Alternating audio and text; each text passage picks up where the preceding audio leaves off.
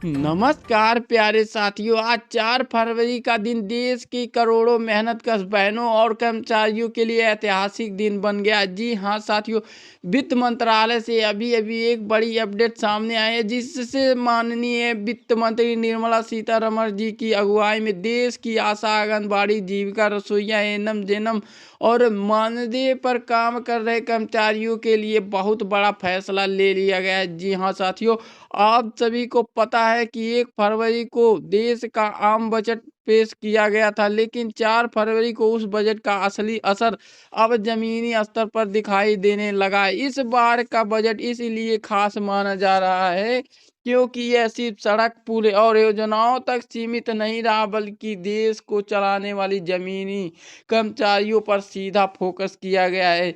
जी हाँ साथियों, 4 फरवरी की इस खबर के मुताबिक देश के 25 से ज़्यादा विभागों के मानदेय में बढ़ोतरी को मंजूरी दे दी गई है और सबसे बड़ी बात, 10 विभागों को परमानेंट करने की प्रक्रिया शुरू कर दी गई। यानी जो कर्मचारी सालों से अस्थायी संविदा और मानदेय पर काम कर रहे थे, अब उनके लिए सरकारी कर्मचारी बनने का रास्ता खुलता नजर आ रहा है।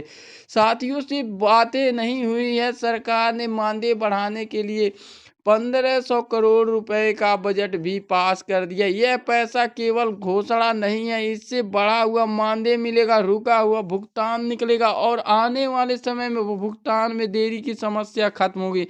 अब कोई यह नहीं कह पाएगा कि फंड नहीं है, अब बजट अटका हुआ है। 4 फरवरी की इस अपडेट का सीधा लाभ देखने और सुनने को मिलेगा। आशा वर्कर, आंगनबाड़ी कार्यकर्त्री और सहायिका, जीविका दीदी, मध्याह्न भोजन रसोइया, शिक्षा मित्र, एनएचएम संविदा कर्मी, अन्य मानदेय पर कार्यरत विभागों के लिए, यानी 28 राज्यों के लाखों कर्मचारी और उनके परिवार इस फैसले से सीधे प्रभावित होंगे। अब सवाल ये है कि मानदेय कितना मिलेगा।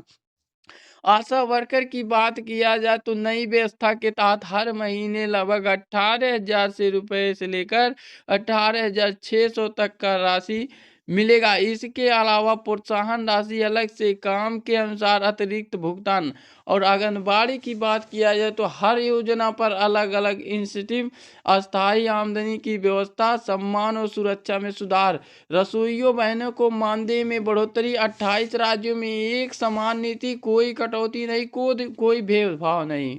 सरकार का साफ संदेश है, एक देश एक मानदेय नीति। साथियों, सबसे बड़ी खुशखबरी यही है, जो कर्मचारी सालों से इंतजार कर रहे थे, हमें भी अस्थायी नौकरी मिले, हमें भी पेंशन और मेडिकल सुविधा मिले, उनके लिए 4 फरवरी की खबर उम्मीद की नई किरण लेकर आई है। 10 प्रमुख विभागों को परमानेंट करने की तैयारी, नियमित वेतन, भविष्य में वेतन और प्रोत्साहन की संभावना, मेडिकल सुविधा का रास्ता साफ। अब आगे की प्रक्रिया क्या होगी, ध्यान से समझिए।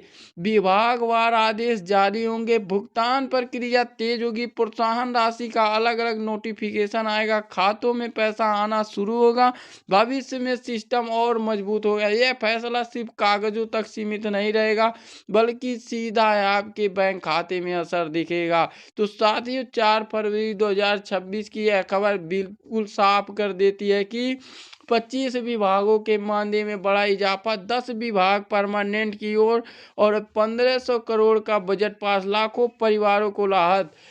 आप सभी से निवेदन है, घबराइए मत, अफवाहों पर ध्यान मत दीजिए। जैसे ही पैसा खातों में आएगा, लाइव प्रूफ के साथ सबसे पहले आपको जानकारी दी जाएगी।